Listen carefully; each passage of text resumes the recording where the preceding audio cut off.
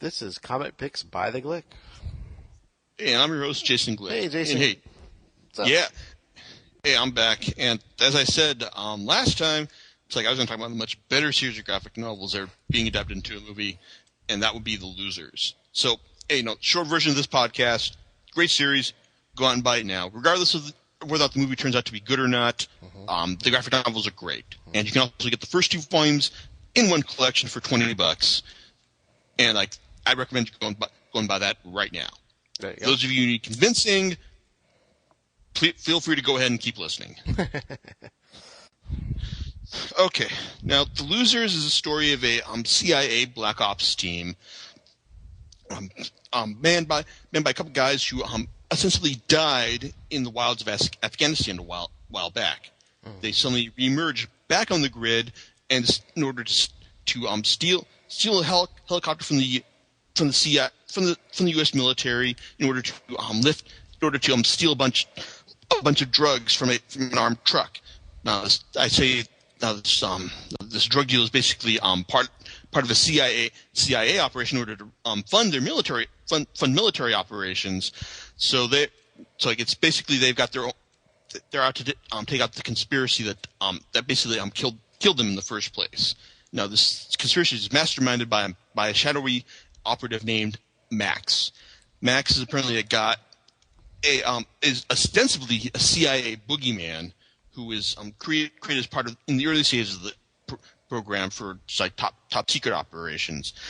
But it also apparently refers to a guy who has been with the agency in recent years, who has apparently the mysterious ability to be in 2 places at the same time, and is basically hell-bent on making the world American, for lack of a better term. Okay, now Losers are a group of six people. You got your leader, Clay. You got your grumpy second in command, Roke.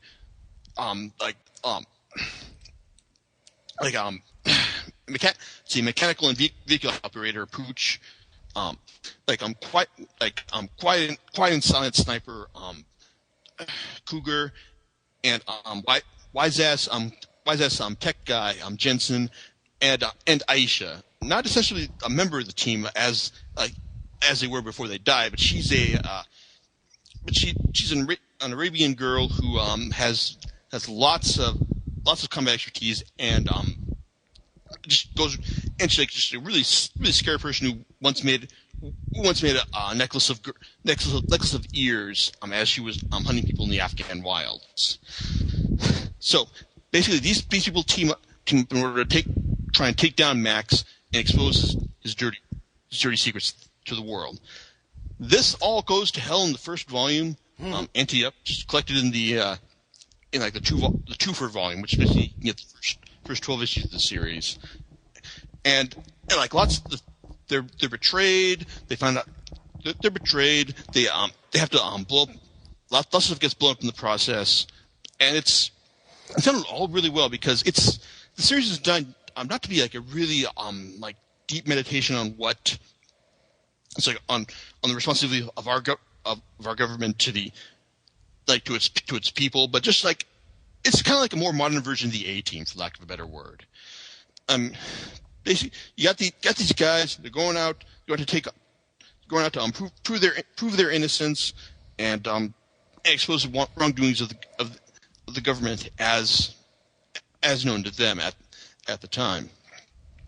And but more than anything else, it's basically a showcase for really great over the top action and writing from its main writer, Andy Diggle, and its main artist Jock. Okay, now, Diggle's got a great witty sensibility, and it serves it well throughout the series, especially when he writes Jensen, because Jensen is such a wise ass that it's that anything he writes, you're just feeling that Diggle is just he's just like Diggle is speaking through him. It's like, well, all the other characters just fill in their roles. Jensen is Diggle's mouthpiece, or just talking about the weird crazy stream of consciousness shit that occurs to him as he's writing the series. And it's great fun, and as it goes on, it's 4 volumes now because of the first volume. because of the first Duel collection, and it's like you get to see them go on a great globe-trotting adventure as they go from go from the U.S. to Qatar to Pripyat to even.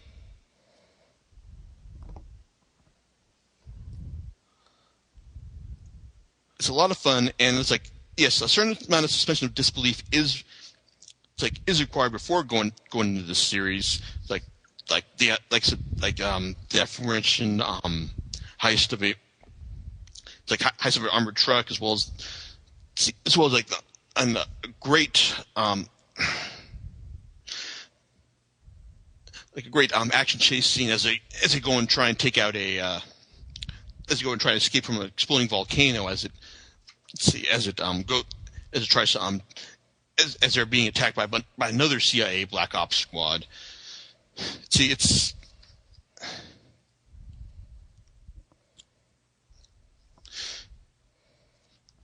as long as you can suspend disbelief long enough to go along with what's going on here, so you're going to be in for a great ride. Because even the series only ran for 32 issues, but as writer Andy Diggle said, he said that was pretty much designed to be the natural length of the series. And thankfully, it's and you didn't have a chance to run out any longer than it needed to. So you just basically given the series that's basically, for lack of a better term, all killer, no filler. Let's see, and again, the characters are interesting as well. Aside from Jensen, you get some nice twists of the characters, like its main leader Clay, who is far more ends justify the means than you'd expect from a guy who's starring in a big action movie. And also Aisha, who basically, for lack of a better word, she is a hardcore Islamic terrorist, much more than you'd expect as the series goes on. Because by the end, on one hand, you're kind of surprised at what she does, but you're not entirely shocked because you can see that's how she'd come to the situation and what you think she'd do at the end. Yeah, but aside from that, though, it's I said a lot of good things about Diggle's writing. Jock's art, I wouldn't believe you're inherently suspicious of a guy who has only one name. He's the guy. Well, he's not one for detail. He is one.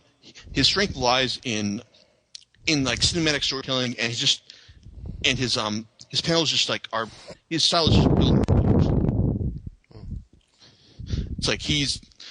A lot of his stuff is just designed to show off real kinetic sequences, and it's when you're so the sequence when you're stealing an armored truck off a bridge, racing a volcano,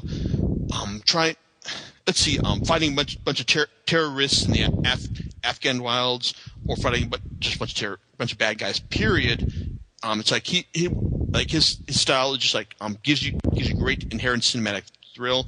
And to be honest, I've seen the trailer for The Losers, and I'll looking at this. I admit they do deviate a lot from what I've seen in the first volume, because that's basically essentially what the movie is adapting. There's a lot of stuff I look in the trailer, and as much as they deviate, I see a lot of stuff from that first volume in the comic itself. So, hey, it's the fact that they actually chose to take a lot of Jock stuff for reference here. That should tell you something. That should tell you something right there. Okay, and even though it's as great an artist as he is, he's not the only artist on this series. There were a bunch of fill-in artists required.